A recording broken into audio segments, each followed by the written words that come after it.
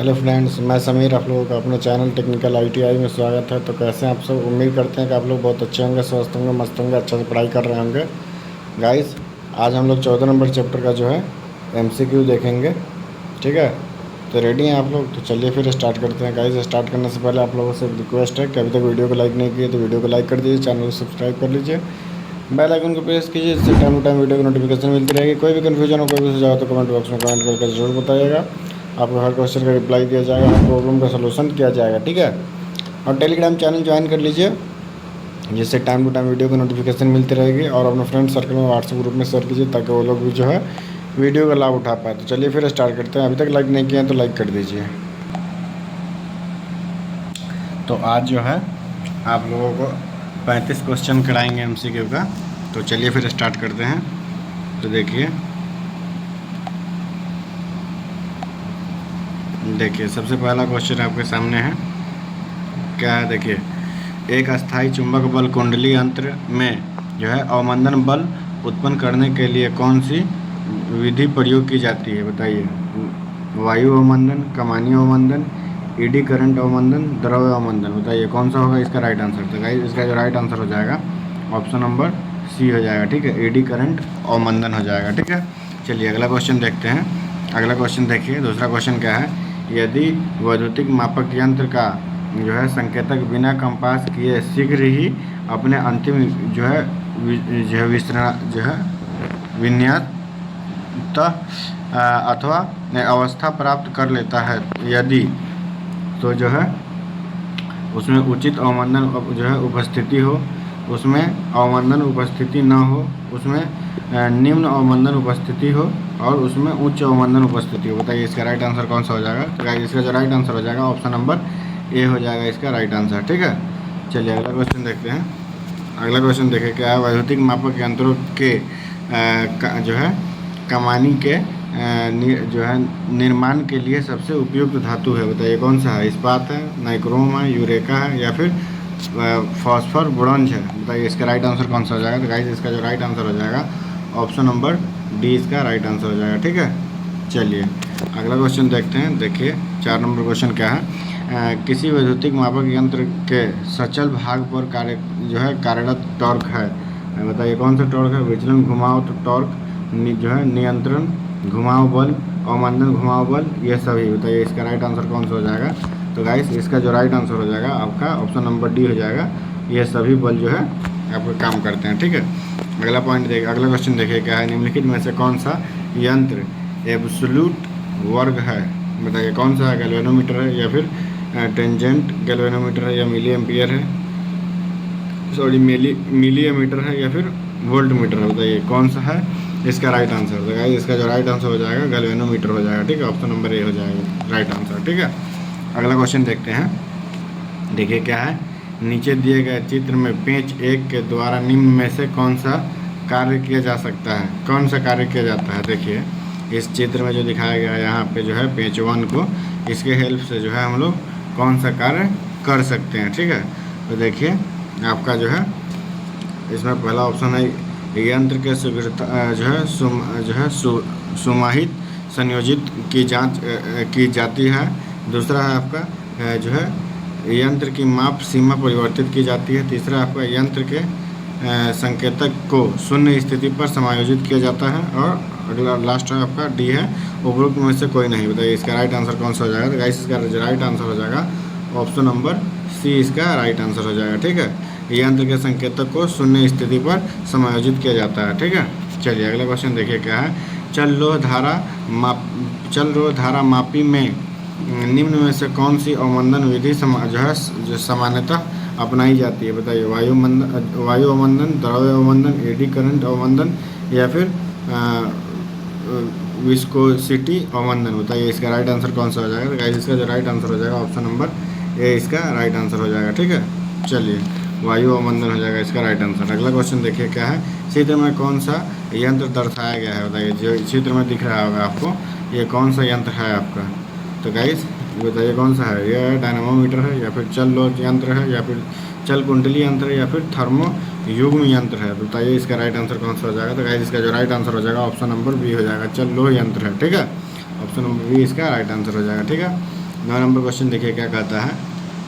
वह बल जो किसी यंत्र के संकेतक को गतिमान करता है कहलाता है। बताइए क्या कहलाता है। विचलन बल, नियंत्रण बल, अवमंदन बल, वया वयाकु वायुकुलता बल। बताइए इसका राइट आंसर कौन सा हो जाएगा। तो गाइस इसका जो राइट आंसर हो जाएगा ऑप्शन नंबर ए हो जाएगा, विचलन बल हो जाता है। ठीक है, अगला क्वेश्चन देखिए 10 नंबर क्वेश्चन देखते हैं। देखिए डैश द्वारा संकेतक के घुमाव की गति नियंत्रण की जाती है। किसके द्वारा की जाती है। विचलन बल, नियंत्रण बल, अवमंदन बल, ये सभी। बताइए इसका राइट आंसर कौन सा हो जाएगा। तो गाइस इसका जो राइट आंसर हो जाएगा ऑप्शन नंबर बी हो जाएगा। ठीक है, नियंत्रण बल के द्वारा इसे जो है कंट्रोल किया जाता है। ठीक है, अगला पॉइंट देखिए। अगला क्वेश्चन देखिए क्या है। किसी सूचक यंत्र में सूचक को चलाने के लिए आवश्यक बल डैश होता है। बताइए क्या होता है। विचलन बल होता है, नियंत्रण बल, ईडी करंट, अवमंदन बल, वायु घर्षण, अवमंदन बल। बताइए इसका राइट आंसर कौन सा हो जाएगा। तो गाइस इसका जो राइट आंसर हो जाएगा ऑप्शन नंबर ए हो जाएगा, विचलन बल हो जाएगा। ठीक है, चलिए अगला क्वेश्चन देखते हैं। देखिए कौन सा मापक यंत्र एक संकेतक यंत्र है। बताइए क्या है, कौन सा है। रीड टाइप, फ्रीक्वेंसी मीटर है, या फिर एनर्जी मीटर, या फिर अमीटर, या फिर तापक्रम रिकॉर्डिंग यंत्र मीटर। बताइए इसका राइट आंसर कौन सा हो जाएगा। तो गाइस इसका जो राइट आंसर हो जाएगा ऑप्शन नंबर सी हो जाएगा। ठीक है, अमीटर हो जाएगा। ठीक है, चलिए अगला क्वेश्चन देखते हैं क्या है। देखिए निम्न में से किस निरंतर बल जो है, निम्न में से किस निरंतर बल के द्वारा यंत्र को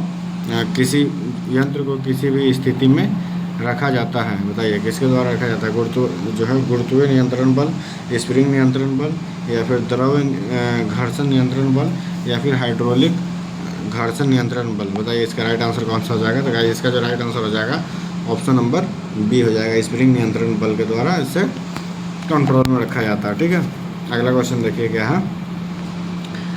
आपके घर में विद्युत ऊर्जा को मापने के लिए लगाया गया मीटर डैश का एक उदाहरण है। बताइए कौन सा है। इंडिकेटिंग प्रकार के यंत्र, या फिर डिकोडिंग प्रकार के यंत्र, या फिर इंडिकेटिंग और रिकॉर्डिंग प्रकार के यंत्र, या फिर इंडिकेटिंग और रिकॉर्डिंग प्रकार के यंत्र। बताइए इसका राइट आंसर कौन सा हो जाएगा। तो गाइस इसका जो राइट आंसर हो जाएगा ऑप्शन नंबर सी हो जाएगा। ठीक है, इंडिकेटिंग व रिकॉर्डिंग प्रकार के यंत्र जो होते हैं ये इसका राइट आंसर हो जाएगा। ठीक है, चलिए अगला क्वेश्चन देखते हैं। देखिए क्या है। मूविंग कॉइल यंत्र डैश के प्रभाव पर कार्य करता है। बताइए रासायनिक प्रभाव, विद्युत और चुंबकीय प्रभाव, ऊष्मीय प्रभाव, या फिर स्थिर विद्युत प्रभाव। बताइए इसका राइट आंसर कौन सा हो जाएगा। तो इसका जो राइट आंसर हो जाएगा ऑप्शन नंबर बी हो जाएगा, विद्युत चुंबकीय प्रभाव पर जो है ये कार्य करता है। ठीक है, अगला क्वेश्चन देखिए क्या है। पीएमएमसी प्रकार का यंत्र डैश मीटर के सिद्धांत पर कार्य करता है। डीसी जनरेटर पर, ट्रांसफार्मर पे, मूविंग आयरन मीटर पे, या डीसी मोटर पे। बताइए इसका राइट आंसर कौन सा हो जाएगा। गाइस इसका जो राइट आंसर हो जाएगा ऑप्शन नंबर डी हो जाएगा। ठीक है, ये जो है डीसी मोटर पे काम करता है। ठीक है, मूविंग जो यंत्र होता है आपका ये आपका डीसी मोटर पे काम करता है। अगला पॉइंट देखिए क्या है। सामान्यतः मूविंग आयरन यंत्र के जो है पैमाने डैश होंगे। कौन सा होगा बताइए। प्रारंभ में इकट्ठा, धीरे धीरे चौड़ा स्केल। प्रारंभ में चौड़ा, धीरे धीरे इकट्ठा स्केल। एक समान वर्गीकृत स्केल, असमान ग्रेड स्केल। बताइए इसका राइट आंसर कौन सा हो जाएगा। तो गाइस इसका जो राइट आंसर हो जाएगा ऑप्शन नंबर डी हो जाएगा। ठीक है, असमान ग्रेड स्केल होते हैं। ठीक है, चलिए अगला क्वेश्चन देखते हैं। देखिए क्या है। आकर्षण प्रकार के मूविंग आयरन यंत्र के संदर्भ में निम्न में से कौन सा कथन सत्य है। ठीक है, बताइए इसमें कौन सा राइट आंसर है। देखिए इसमें पहला ऑप्शन है आपका, इस यंत्र का पैमाना अनुपातिक नहीं होता है। दूसरा आपका ऑप्शन नंबर बी है, यंत्र में गुरुत्वीय नियंत्रण प्रणाली प्रयुक्त करने के पाठ्यांक में घर्षण त्रुटि होती है। ठीक है, तीसरा पॉइंट है आपका सी है, यह यंत्र वोल्ट मीटर के रूप में अधिक यथार्थ नहीं होता है। और डी है उपरोक्त में से सही। तो बताइए इसका राइट आंसर कौन सा हो जाएगा। तो गाइस इसका जो राइट आंसर हो जाएगा ऑप्शन नंबर डी हो जाएगा, उपरोक्त में से सही हो जाएगा। ठीक है, ऑप्शन नंबर डी इसका राइट आंसर हो जाएगा। चलिए अगला क्वेश्चन देखते हैं। देखिए क्या है। प्रतिकर्षण प्रकार के एमआई यंत्र का विशेषण बल डैश के वर्ग के समानुपाती होता है। बताइए क्या होता है। धारा होता है, वोल्टेज होता है, या फिर विद्युत शक्ति होता है, या चुंबकीय क्षेत्र होता है। बताइए इसका राइट आंसर कौन सा हो जाएगा। तो गाइस इसका जो राइट आंसर हो जाएगा ऑप्शन नंबर ए हो जाएगा। ठीक है, धारा हो जाएगा। ठीक है, चलिए 20 नंबर क्वेश्चन देखते हैं। देखिए माप की शुद्धता चयनित साधनों की सीमा पर निर्भर करती है। रेंज के चयन के लिए सामान्य नियम है कि मापा गया मान डैश होना चाहिए। पहला है आपका मध्य पैमाने पर, मध्य पैमाने के ऊपर, मध्य पैमाने के नीचे, मध्य स्केल पर, या फिर पूरी तरह से पूर्ण पैमाने पर। बताइए इसका राइट आंसर कौन सा आ जाएगा। तो गाइस इसका जो राइट आंसर हो जाएगा ऑप्शन नंबर डी हो जाएगा। ठीक है, पूर्ण जो है पूरी तरह से पूर्ण पैमाने पर होता है। ठीक है, अगला क्वेश्चन देखते हैं। अगला क्वेश्चन देखिए, यदि मूविंग कॉइल मूविंग कॉइल जो है अमीटर को डीसी परिपथ में संयोजित करके उसके संयोजनों को जो है अंतः बदल दिए जाए तो यंत्र डैश यानी कि का जो है पठनांक अपरिवर्तित रहेगा, या फिर कोई विशेष नहीं दर्शाएगा, या फिर विपरीत दिशा में विशेष दर्शाएगा, या फिर गलत पाठ्यांक दर्शाएगा। बताइए इसका राइट आंसर कौन सा हो जाएगा। तो गाइस इसका जो राइट आंसर हो जाएगा ऑप्शन नंबर सी हो जाएगा। ठीक है, विपरीत दिशा में जो है विशेष दर्शाएगा। ठीक है, अगला पॉइंट देखिए, अगला क्वेश्चन देखिए, 22 नंबर क्वेश्चन क्या कहता है, निम्न में से किस पदार्थ को यंत्र में प्रयुक्त अस्थायी चुंबक के लिए वरीयता दी जाती है। बताइए किसको दी जाती है, रोड आयरन, जो है एल्को, या फिर वाई एल्को, या फिर सिलिकॉन। बताइए इसका राइट आंसर कौन सा हो जाएगा। तो भाई इसका जो राइट आंसर हो जाएगा ऑप्शन नंबर बी हो जाएगा। ठीक है, एल्को को हम लोग जो है वरीयता देते हैं। ठीक है, अगला पॉइंट देखिए क्या है, किसी परिपथ में लगभग 5 एम्पीयर की तथा 10 एम्पीयर की धारा की जो है माप की जानी है। दोनों मापकों का अधिक जो है शुद्धता से पाठ्यांक लेने के लिए आप इनमें से किस अमीटर का उपयोग करेंगे। 0 से 10 एम्पीयर, 0 से 15 एम्पीयर, 0 से 20 एम्पीयर, 0 से 25 एम्पीयर। बताइए इसका राइट आंसर कौन सा हो जाएगा।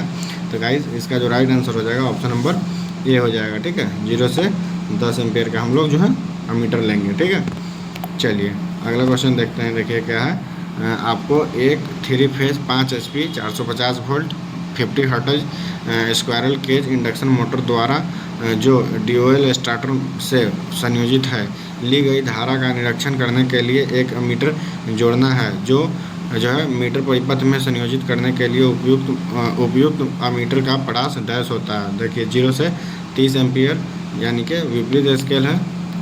दूसरा आपका 0 से 15 एम्पीयर ये रैखिक स्केल है, और 0 से 15 एम्पीयर ये आपका वर्गीकृत स्केल है, और 0 से 30 एम्पीयर ये भी वर्गीकृत स्केल है। तो बताइए इसका राइट आंसर कौन सा हो जाएगा। तो गाइस इसका जो राइट आंसर हो जाएगा ऑप्शन नंबर ए हो जाएगा, 0 से 30 एम्पीयर विपरीत स्केल हो जाएगा। ठीक है, चलिए अगला क्वेश्चन देखते हैं।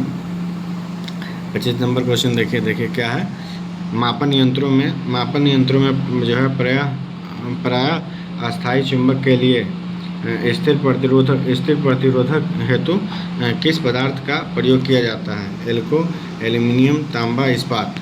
बताइए इसका राइट आंसर कौन सा हो जाएगा। तो गाइस इसका जो राइट आंसर हो जाएगा ऑप्शन नंबर बी हो जाएगा, इसका एल्युमिनियम हो जाएगा इसका राइट आंसर। ठीक है, 26 नंबर क्वेश्चन देखिए क्या है, लघु अतिभार परिपथों में धारा मापन के लिए प्रयुक्त एमीटर अन्य अनुप्रयोगों से भिन्न है। लघु अधिभार परिपथ में प्रयुक्त अमीटरों में होता है। कौन सा होता है। देखिए अनेक धातु मापक्रम, या फिर दूसरा आपका है जो है विस्तारित मापक्रम, और एक धातु मापक्रम और सूक्ष्म मापक्रम। बताइए इसका राइट आंसर कौन सा हो जाएगा। तो गाइस इसका जो राइट आंसर हो जाएगा ऑप्शन नंबर बी हो जाएगा, विपरीत मापक्रम हो जाएगा। ठीक है, चलिए अगला क्वेश्चन देखते हैं। 1 किलो ओम प्रति वोल्ट सुग्राह्यता वाले यंत्र का अमीटर प्रतिरोध डैश होगा, जबकि माप सीमा 50 वोल्ट है। तो 50 ओम हो जाएगा, 500 ओम हो जाएगा, 5000 ओम हो जाएगा, 50000 ओम हो जाएगा। बताइए इसका राइट आंसर कौन सा हो जाएगा। तो गाइस इसका जो राइट आंसर हो जाएगा ऑप्शन नंबर डी हो जाएगा, 50000 ओम हो जाएगा। ठीक है, इसका राइट आंसर। ठीक है, चलिए अगला क्वेश्चन देखते हैं। देखिए क्या है, एक पैनल प्रकार के वोल्ट मीटर में एक लेखनी एक ग्राफ कागज पर गतिमान है तो उसका वर्ग है। फ्लोमीटर यंत्र, विद्युत शक्ति सूचक प्रकार का, विद्युत ऊर्जा सूचक प्रकार का, विद्युत ऊर्जा रिकॉर्डर प्रकार का। बताइए इसका राइट आंसर कौन सा हो जाएगा। तो गाइस इसका जो राइट आंसर हो जाएगा ऑप्शन नंबर डी हो जाएगा, विद्युत ऊर्जा रिकॉर्डर प्रकार का जो मीटर होता है इसका हम लोग यूज में लेते हैं। ठीक है, अगला पॉइंट देखिए, अगला क्वेश्चन देखिए क्या है, मापने के लिए निम्नलिखित में से किन उपकरणों को एक समान संयोजित करेंगे। फ्रीक्वेंसी मीटर और तथा जो है पावर फैक्टर मीटर, पीएफ उसका शॉर्ट फॉर्म है। वोल्ट मीटर या फ्रीक्वेंसी मीटर, वोल्ट मीटर या पीएफ मीटर, वोल्ट मीटर या वाट मीटर या वोल्ट मीटर, बताइए इसका राइट आंसर कौन सा हो जाएगा। तो गाइस इसका जो राइट आंसर हो जाएगा ऑप्शन नंबर बी हो जाएगा। वोल्ट मीटर और फ्रीक्वेंसी मीटर को हम लोग ले सकते हैं, ठीक है। आगे देखिए 30 नंबर क्वेश्चन क्या है। उच्च प्रतिरोध वाले परिपथ में वोल्टता मापन के लिए उच्च जो है आंतरिक प्रतिरोध में जो है वोल्ट मीटर का प्रयोग करना चाहिए। इसका कारण निम्नवत है, बताइए कौन सा है। देखिए यहाँ पे आपका ए है, पहला पॉइंट है आपका वोल्टता मापते समय प्रतिरोधक की ओवरलोडिंग से बचाव हेतु। बी है आपका मापन परिवर्तन के कारण अथवा अन्यथा से बचाव हेतु। और सी आपका मीटर के आंतरिक वोल्टेज खपत से मान त्रुटि को जो है छोटा बनाने हेतु। और डी आपका मीटर को ओवरलोडिंग से बचाने हेतु, ठीक है। तो बताइए इसका राइट आंसर कौन सा हो जाएगा। तो गाइस इसका जो राइट आंसर हो जाएगा ऑप्शन नंबर डी हो जाएगा, ठीक है। मीटर को ओवरलोडिंग से बचाने हेतु हम लोग यूज करते हैं, ठीक है। अगला पॉइंट देखिए क्या है। 3 अंकों वाले जो है, देखिए एक मिनट, हाँ देखिए 3 अंकों वाले मिली वोल्ट मीटर को किसी प्रतिरोधक के आर पार एमवी यानी कि मिली वोल्ट मात्र मापने के लिए संयोजित किया जाता है और पाठ्यांक जो है फ्लैश करने लगता है। मिली वोल्ट मीटर पर पाठ्यांक के फ्लैश करने का कारण क्या है, मतलब बताना है आपको, ठीक है। तो देखिए पहला पॉइंट है मापक यंत्र की बैटरी कमज़ोर हो सकती है, या फिर मापक यंत्र में कोई बैटरी नहीं है, जो है मापित मान पर परिणाम अधिक है, या फिर प्रदर्शक क्षतिग्रस्त हो गया है। बताइए इसका राइट आंसर कौन सा हो जाएगा। तो गाइस इसका जो राइट आंसर हो जाएगा ऑप्शन नंबर ए हो जाएगा, मापक यंत्र की बैटरी कमज़ोर है, ठीक है। ऑप्शन नंबर ए इसका राइट आंसर हो जाएगा। 22 नंबर क्वेश्चन देखिए क्या कहता है। वोल्टेज मापने के लिए किस यंत्र का उपयोग किया जाता है। एमीटर के लिए, वोल्ट मीटर के लिए, ओम मीटर के लिए, या फिर पावर फैक्टर मीटर के लिए। तो सिंपल है गाइस, वोल्टेज मापने के लिए हम लोग वोल्ट मीटर का उपयोग करते हैं। ऑप्शन नंबर बी इसका राइट आंसर हो जाएगा। इसी तरीके से यंत्र का सुग्राहिता की इकाई क्या है। Volt by ohm by volt, volt by ohm, या फिर वोल्ट एम्पियर, या फिर एम्पियर बाई सेकेंड। बताइए इसका राइट आंसर कौन सा हो जाएगा। तो इसका जो राइट आंसर हो जाएगा ऑप्शन नंबर ए हो जाएगा, ओम बाई वोल्ट होता है, ठीक है। ये आपका सेकंड लास्ट क्वेश्चन है, देख लीजिए क्या है। एक 6.6 केवी के 3 फेज परिपथ का लोड 500 केवीए है। आपको इसकी धारा और वोल्टेज मापना है। इसके लिए आपके पास 5 एम्पियर का एमीटर तथा 110 वोल्ट का वोल्ट मीटर है। इसके लिए किस अनुपात के जो है सीटी यानी कि धारा ट्रांसफार्मर एवं पीटी जो है विभव ट्रांसफार्मर यानी कि पोटेंशियल ट्रांसफार्मर और करंट ट्रांसफार्मर की आवश्यकता है। बताइए ये है पीटी यानी कि पोटेंशियल ट्रांसफार्मर 60:1 और सीटी 15:1, पीटी फिर 7:1 और सीटी 50:1, पीटी 1:60 और सीटी 1:10, पीटी 1:25:1 और सीटी 100:1। तो बताइए इसका राइट आंसर कौन सा हो जाएगा। तो गाइस इसका जो राइट आंसर हो जाएगा ऑप्शन नंबर ए हो जाएगा, पीटी 7:1 और सीटी 15:1 हो जाएगा, ठीक है। ये आपका लास्ट क्वेश्चन है, देख लीजिए क्या है। नीचे प्रदर्शित चित्र में वोल्ट मीटर विद्युत द्वारा 3 फेज स्टार्टर मोटर के टर्मिनल की पहचान हेतु संबंध दर्शाया गया है। यदि चित्र में प्रदर्शित टर्मिनल सही है तो वोल्ट मीटर एमबी जो है निम्न माप देगा। बताइए कि कौन सा मतलब नंबर देगा। यहाँ पर देख लीजिए, इसमें ये आपका फिगर है, दिख रहा होगा यहाँ से 240 वोल्ट इसमें एसी दिया जा रहा है। यहाँ पे एक स्विच है, यहाँ पे एक फ्यूज लगाया गया है। ये आपका वोल्ट मीटर है और यहाँ पे जो है इस तरीके से ये आपका मोटर के तीनों वाइंडिंग दिखाई गई है और एक वाइंडिंग को छोड़ दिया गया है। तो बताया वही पूछा जा रहा है कि बताइए जो यहाँ पे बी है VB उसमें कितना वोल्ट दिखाएगा, ठीक है। तो वही बताना है आपको। तो बताइए मतलब क्या दिखाएगा वहाँ पे। देखिए क्या है, आपूर्ति वोल्टेज 240 वोल्ट दिखाएगा, या फिर आपूर्ति वोल्टेज से अधिक दिखाएगा, आपूर्ति वोल्टेज से कम, या फिर वोल्टेज शून्य हो जाएगा। तो बताइए वहाँ पे कितना वोल्टेज दिखाएगा। तो देखिए वहाँ पे जो है आपको देखिए उसका इसका जो राइट आंसर हो जाएगा ऑप्शन नंबर बी हो जाएगा इसका राइट आंसर। क्या हो जाएगा, आपूर्ति वोल्टेज से अधिक वोल्टेज दिखाएगा वहाँ पे, ठीक है। क्यों, क्योंकि इधर से जो है करंट वोल्टेज जा रहा था और जो है इसके कारण जो है ये जो है आपका एल टाइप का जो हो जाता है, यानी कि जो इंडक्टेंस होता है इसमें जो उल्टा रिएक्ट करता है उस तरीके से रिएक्शन के कारण जो है फिर इसमें वोल्टेज बढ़ जाएगी, ठीक है। तो वोल्टेज ज़्यादा दिखाएगा, ठीक है। इसके कारण ऑप्शन नंबर बी इसका सही हो गया। तो चलिए फिर हम लोग 35 के आगे अगली जो है 35 क्वेश्चन और हम लोग कल करेंगे अगली वीडियो में। आज की वीडियो हम लोग यहीं पे समाप्त करते हैं। तो बताइए वीडियो कैसा लगा। तो आई थिंक उम्मीद करते हैं कि आप लोगों को वीडियो बहुत अच्छा लगा होगा। तो अभी तक लाइक नहीं किया तो वीडियो को लाइक कर दीजिए, चैनल को सब्सक्राइब कीजिए, बेल आइकन को प्रेस कीजिए, जिससे टाइम टू टाइम वीडियो को नोटिफिकेशन मिलती रहेगी। कोई भी कन्फ्यूजन हो, कोई भी सुझाव तो कमेंट बॉक्स में कमेंट करके जरूर बताइएगा। और ये भी जरूर बताइएगा कि कितना 35 क्वेश्चन में आपका कितना क्वेश्चन सही हुआ। सो कमेंट करके ज़रूर बताइएगा और अपने फ्रेंड सर्कल में व्हाट्सएप ग्रुप में शेयर कीजिए ताकि वो लोग भी वीडियो का लाभ उठा पाएँ। और टेलीग्राम चैनल ज्वाइन कर लीजिए, टेलीग्राम चैनल ज्वाइन कर लीजिएगा तो इस वीडियो का जो PDF है उसको टेलीग्राम पे प्रोवाइड करा दिया जाएगा। टेलीग्राम का लिंक वीडियो के डिस्क्रिप्शन में, तो टेलीग्राम ज्वाइन कीजिए। टेलीग्राम का नाम टेक्निकल ITI है, ठीक है। फिर मिलते हैं आप लोगों से अगली वीडियो में। जब तक के लिए आप लोग अपना ध्यान रखिए, स्वस्थ रहिए, मस्त रहिए, अच्छे से पढ़ाई करते रहिए। Tata bye bye, take care.